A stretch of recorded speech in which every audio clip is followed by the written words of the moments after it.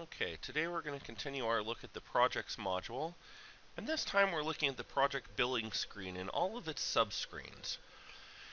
And we're starting our look at our summary screen, which we see here.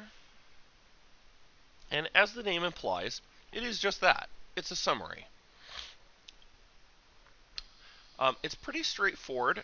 You can see a breakdown of your budget in terms of hours and dollars, your actual in terms of hours and dollars, and your invoice, and that will give you your previously invoiced amounts, as well as how much is left in your budget. And then also, and this is new in the 2015 version, we also have a date range. Now this date range is actually set on the budget screen. And you can see here that I have not yet set that on this particular project. But what that's actually for is for the revenue forecast report. If you take the time when you fill in your budget to complete that value, the revenue forecast report can actually use that in combination with how much your budget is, how much you've already billed, and it can estimate an approximate revenue based on that time frame into the future. It's a very useful report. And what we'll see here is that you'll have all of your numbers totaled for all of your basic services on top and all of your additional services on the bottom.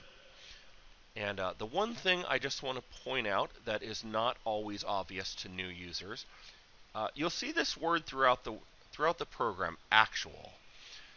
It's important to realize that in ArchiOffice, the word actual has a very specific meaning, and it's not the meaning that most people would assume it is. Typically, you would assume the word actual means that's all my hours, everything. And it's actually not. So, what actual represents in ArchiOffice is only basic service time and non-reimbursable expenses, or what most people would call time and materials.